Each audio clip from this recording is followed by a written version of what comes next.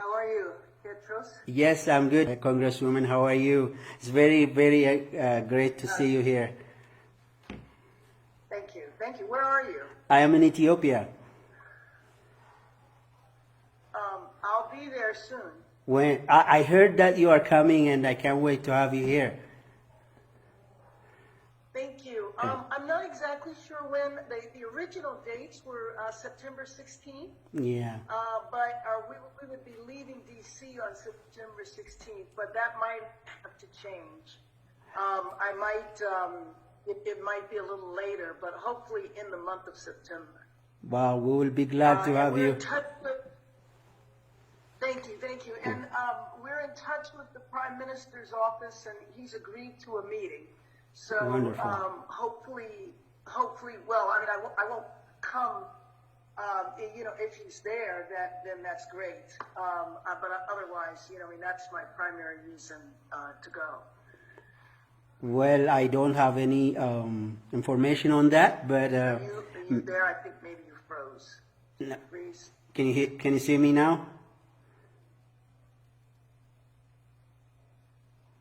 Hello? Okay. Can you hear me now? Yeah, I think we were having a little trouble. Okay. How about now?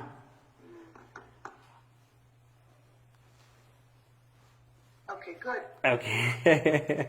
So I don't have any information about the Prime Minister's situation, but make sure you get in touch when you're here, and I'll make sure you have a good time regarding the entertainment part, but the discussion and everything, I'm just here as a concerned Ethiopian to share some words with you.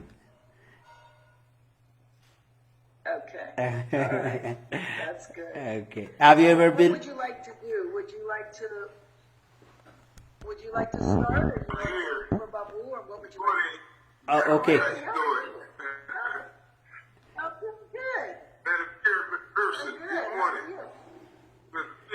Yes, Babu. Yes, Babu. How are you?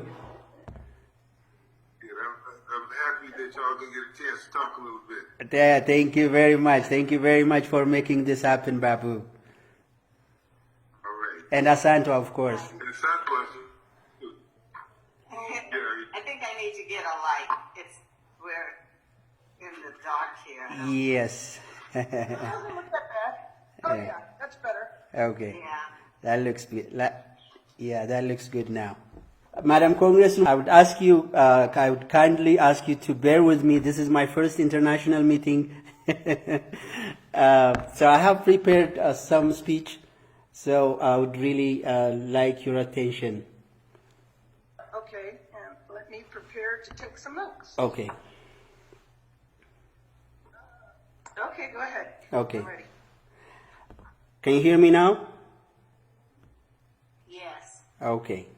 As you may very well know, Africa is the richest in the whole wide world in its natural resources, and the poorest in this same world economically. So ironic, isn't it? The reason for this, in my view, is the fact that we have never been challenged enough as the Westerners did by Mother Nature. Whatever the reason for us not to use our own resources to our economic development to date is, it has to end now. And Africa needs to stop depending on Western aid for its prosperity. For Africa to start using its own resources towards its growth, what we need the most is visionary, knowledgeable, uncorrupt leaders who love their country more than themselves in each African state. When an African country finds that visionary and uncorrupt leader, will stop being called shitholes. When Africans start being led by knowledgeable, confident leaders, Westerners will stop discussing how to blow up our dams and start discussing about issues that matter the most. When the day comes for Africa to find the visionary, loving, and again uncorrupt leader that prioritizes African unity instead of ethnic division, that day Africa will begin shining with its own diamonds. That very day, Africa will wake up to use its own energy resources. That day, Africa will stop taking aid and start working with its unified citizens that can create miracles with more than 1 billion souls and minds combined towards unstoppable prosperity. Madam Congresswoman, that being said, I'd now go to the very reason for us to have this conversation today. Motherland Ethiopia. I'm sure you know that Ethiopia is a country of the oldest civilization in Africa and one of the few in the world with more than 3,000 years of history. Almost all those 3,000 years, Ethiopia was led by a government of its own with a trade route to Far East, India, the Middle East, Europe, and the other African neighbors, and the citizens of Ethiopia never had serious issues regarding tribalism. All the tribes in Ethiopia are known to have been married to each other and raised mixed tribe children. I myself am a product of the intertribal marriage with nowhere to go if Ethiopia is divided into ethnic federations. The first Ethiopian problem that presents the dangers of separatism began in the 18th century with the leadership of Ras Sahul Mikael, who came from the very Tigray region and reigned in Gondar in the mid-18th century. Mikael Sahul put a hold to the Solomonic dynasty, which has been governing the country for over 2 millennia, and Ethiopia was divided into a lot of different regions, and the era called Zemene Mesafint continued for almost a century. During this period, Ethiopia lost its prominence in the global map and was too weak to matter to the rest of the world. War broke between regions to control highlands and fertile lands. A lot of Ethiopians died because of this. This era is the time when Ethiopia's hope to become one of the world's biggest economy was tarnished. Madam Congresswoman, who is responsible for Ethiopia to be that weak? Ras Sahul Mikael, who intentionally or unknowingly divided the country into pieces. And where did this Ras come from? Tigray. After almost 90 years of darkness in Ethiopia, King Teyyedroስ II, a self-proclaimed king with no royalty background, fought with almost all the regional leaders and brought the country back together in the mid-19th century. Since 1855, Ethiopia as we know it on the world map was created and has become the only African country never to have been colonized by the Westerners, and thus become the source of pride for all the black community around the world.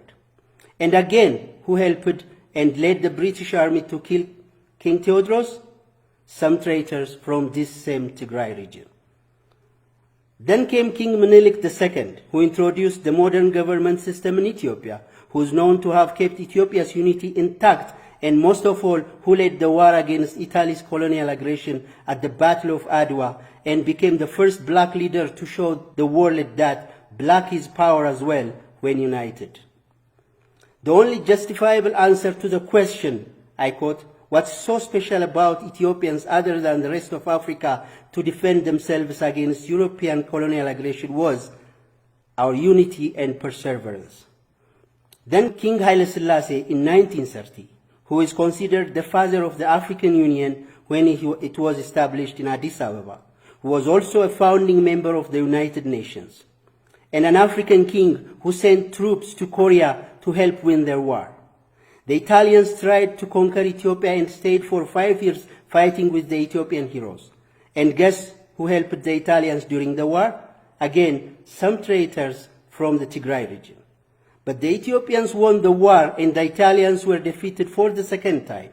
And again, Ethiopia's unity, regardless of their differences in tribe and religion, was our main source of strength to defeat the Italian aggression out of Ethiopia. During all this time, the whole wide world knows what the map looks like. This map, Madam Congresswoman, the map is the Tigrayan region, the old map of Ethiopia before the Tigrayans came to power in Ethiopia. The map was bordered between the Amhara and the Afar region. Tigray had no access to the Sudanese border. It was bordered in between the two Ethiopian regions, Afar in the east and Amhara region in the west. There was no such thing as Western Tigray. This is the old map that the whole wide world knows before the Tigrayans came to power in 1991. Right after King Haile Selassie's demise, when Mengistu Haile Mariam took power in Addis Ababa a group of 7 or 9 people went into the Tigrayan jungle and established TPLF, the Tigrayan People's Liberation Front, with a dream of forming the Greater Tigray as a country seceding from Ethiopia. With the Derg regime's dictatorial mistakes and ideological mishaps, the TPLF group through time was able to get ground in Tigray and won the hearts and minds of the Tigrayan people. Just because Mengistu Haile Mariam's worsening leadership was not accepted throughout the country, the TPLF was also able to convince the Amhara and Oromo elites to establish a coalition party called the EPRDF, which finally made the TPLF put their primary ambition of seceding from Ethiopia on hold and grab the power to lead the country as a whole. This is the time when Ethiopia's worst nightmare started taking place. Madam Congresswoman, till this critical moment in time, Ethiopia's map was still the same map that we received from King Menelik. And Ethiopians never had major tribal problems except some workable issues here and there, mostly coming from cattle shepherds and fertile land controversies. And Ethiopians never had major tribal problems. Rather, the main problem we had with Mengistu Haile Mariam's leadership was the communist ideology that took away everybody's land and private properties and made them government-owned. But let me show you one CNN video. Appeal to Ethiopian officials for aircraft to fly supplies where they are desperately needed. Just how bad the situation really is in Ethiopia is difficult to determine because it is difficult to get unbiased information out of the highly volatile war zone. But one reporter who recently left the region managed to sneak out some forbidden footage. Lindsay Taylor has this account of his stay in Ethiopia. No runway lights, airport navigation aids switched off, no one responding to radio messages. This was our first hint of what a country in revolution is like. One of Africa's busiest airports, all but deserted. The empty control tower adding to the eerie atmosphere. But we were not alone. Instead of ground staff, we found young rebel soldiers. Tigrayan troops now controlling the airport. A 24-hour curfew had been enforced after the brief but fierce battle against forces loyal to the ousted dictator Mengistu. Despite the battle scars, this seemed to be a remarkably peaceful revolution. In neighbouring Somalia, thousands were massacred when the rebels seized control of Mogadishu. But here, despite the ease of entry, the Army of Liberation was not welcomed with open arms. Are most people happy to see the rebels here, most of these people here? በአሁን ጊዜ ተደስታችሁ ወይ ሰላም ነው ወይ እነዚህ የሞቱ የገቡት ብሎ እየጠየቀ አንዳንዳችሁ እንትን የደስታ ስሜት ካላችሁ መናገር ትችላላችሁ። No,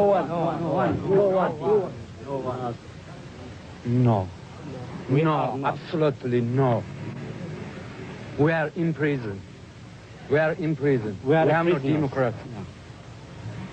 We are under the gun. However much their hatred of Mengistu, many people in the capital, the EPRDF, made up of mainly Tigrayan soldiers from the north, was like an occupying army.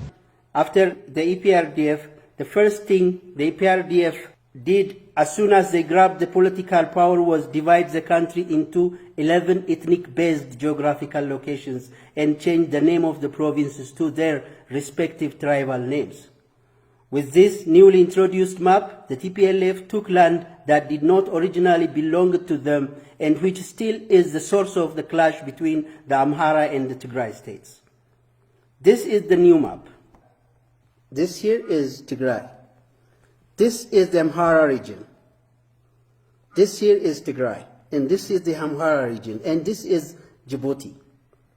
So this is the old map that we used to have before. This is Tigray. This is Wollo, the Amhara region. And this is Gondar, the Amhara region. And this is Tigray. And this is Eritrea here. So this land here belonged to the Amhara region. So as soon as they took power, I see it. as soon as they took power, so they came up with this map. You can hear me. Yes. There you, You're showing me the disputed area? Yeah, I'm trying to show you the disputed area here. This is an access to the Sudanese border. The Tigrayan region didn't have an access to the Sudanese border. This is a very fertile land which belonged to the Amhara region.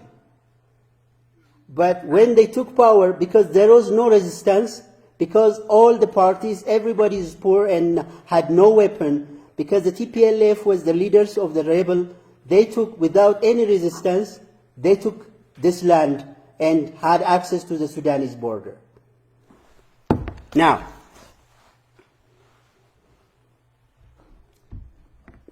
I want you to listen to this one. After introducing 11 ethnic-based geographical locations and changed the names of the provinces to their respective tribal names. Before, there was no tribal name. It was just geographical names. I was born in Jimma. It's now called Oromia with the tribal name. But when I was born, I'm 52 years old, it was called Jimma. But now, I have to say I'm from this tribe, not from this place. So, this is not the only thing they did. They took out history course, Ethiopian history, from the curriculum of the Ethiopian high schools and from the Ethiopian universities, so that the youth doesn't ask about their history. Dear Madam Congress, during the last 27 years of EPRDF's leadership in Ethiopia under Meles Zenawi, not a year passed without a protest against the EPRDF. Here in Ethiopia and in every state in America, every single month there has been a protest against Meles Zenawi's dictatorship. But America never gave any attention to any of the protests happening during those times. More than 20,000 people were blacklisted not to ever return to their country just because they protested against politics. Thousands of people were killed, tortured, or disappeared for standing against TPLF's separatism ideology. To your surprise, my friends, I can be corrected on this, but I have never heard the EPRDF leaders mention the name Ethiopia during their 27 years of leading the country. Never in history, never in the 27 years, be it Meles Zenawi, be it Haile Mariam, be it the other leaders, never mentioned in the media the name Ethiopia. Simply put, TPLF can be registered on the Guinness Book of Records for being the only government in the world who were able to hypnotize an entire country for 27 years to its disaster. After 27 years, Ethiopians couldn't take it anymore, and demonstrations of protests erupted in every region all over Ethiopia. Gondar, Oromia, every state. After 27 years, Ethiopians couldn't take it anymore, and demonstrations of protests erupted in every region all over Ethiopia. The TPLF killed as many as they could, but could not stop the demonstrations and could not threaten the angry youth by their killings. The then Prime Minister Haile Mariam became the first in African history to resign from serving as a puppet Prime Minister to the TPLF group. The TPLF was forced to leave power after 27 years of looting the country to its core. And the current Prime Minister Abiy Ahmed came to power with a promise to bring the country together and also a promise to make peace with Eritrea. This was how he was accepted by the whole nation. For the first time in 50 years, happy about their leader. But the TPL forces knew their time has come to take it to the north and started working towards their hidden agenda of secession. Unusually in Africa, the new Prime Minister allowed the TPLF members to take whatever they looted and live peacefully in Mekelle, the capital city of the Tigray region. Their hunger for power wouldn't let go. They started using the money they looted to buy greedy messengers within different states of Ethiopia and funded extremists to kill their own races brutally. The new Ethiopian government literally begged the TPLF forces to stop their evil deeds to an elephant's ear.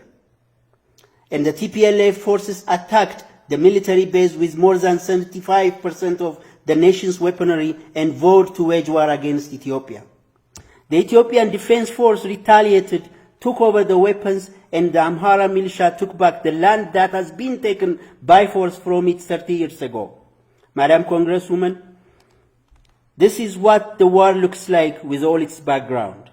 The Ethiopian National Defense Force has won the war at the battlefront, but it was defeated with the diplomatic war and the propaganda. Diplomacy in America is all about lobbyists, connection, and nepotism. The new Ethiopian government didn't get enough time to work on all these fields before the war took its full course. It looks like the American government is sympathizing with the TPLF forces who have been declared terrorists by the Ethiopian parliament. But I tell you now that helping the TPLF means destabilizing the whole of Africa. Let me show you their ambitious map so that you understand where they are heading. This is the TPLF's new map. It starts from the Gambela region, takes over all the Great Renaissance Dam area, stretches to the Eritrean port of Assab. This is their ambitious map that they want to build after seceding from Ethiopia. So you're saying you want to succeed. And so when I look at the map, because it's hard to see. I'll send all the maps through the email. But is what I'm seeing on this side, okay, because I don't know if it's your left or your right. Yeah. Is that to carve territory in the middle of Ethiopia so that Ethiopia would be kind of like Gaza and the West Bank? Exactly. Disconnected? Is that what? Exactly. They take their existing Tigrayan land, they stretch in the west of Ethiopia, they stretch to the region of Gambela and Benshangul Gumuz, where the Great Renaissance Dam is being built at. And they also take... So this side of what you're showing me is currently Ethiopia. I'm not looking at the border of Sudan. It's only because, the picture is so small I can't. Yeah. I can see the green, of course. I just can't tell what's on either side. This side here is the port of Sudan. Yeah. So that's Sudan? This side here is the port of Sudan, here. Not the port, this is the border of Sudan. And this side here is the port of Assab in Eritrea. So their ambition is to build this greater Tigray, seceding from Ethiopia, expanding to Eritrea, and taking some land from Sudan as well. So if these guys succeed in seceding from Ethiopia, we are not going to have a stable Horn of Africa. That's my worry. The war will not stop within Ethiopia. The war will extend further to Eritrea, Djibouti, and on the west, Sudan. This is what I fear that will be happening. And I am afraid that we are going to not only lose Ethiopia, but Eritrea, Djibouti, and we will never be having peace in this Horn of Africa. So, if you want a strong nation in the Horn of Africa, Madam Congresswoman, please stand with Ethiopia.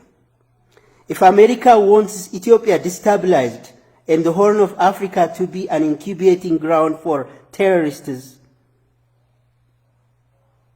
I don't know this is going to happen, but it looks like America is sympathizing with TPLF. If you are confused whom to trust, just take your hands off Ethiopia. Tell America to take her hands off Ethiopia and let us solve our problems the way we can. But please, I beg you, in the name of the 100 million Ethiopians, to take America's hands off Ethiopia. We do not want to be another Libya, Afghanistan, Yemen, Iraq, the list goes on. Thank you for listening. Thank you Babu and Asantwa for making this happen. And thank you, Madam Congresswoman, for listening to me. I'm ready to answer any questions if you have some.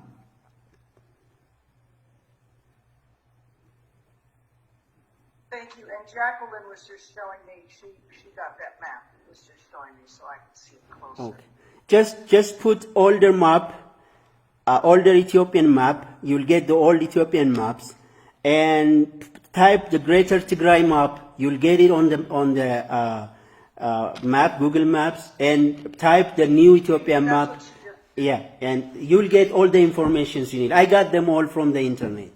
I'm here as a concerned citizen. I'm here as a concerned African. I'm not supporting any party here. I'm not pro-government, or I'm not against the Tigrayans. I have my best friends who are from the Tigray region. If I call 5 friends, 3 of them are from the Tigray region. So I have nothing against the Tigrayans. But I'm here as a concerned Ethiopian that wants a strong nation, that wants Ethiopia to prevail, that wants Ethiopia to continue.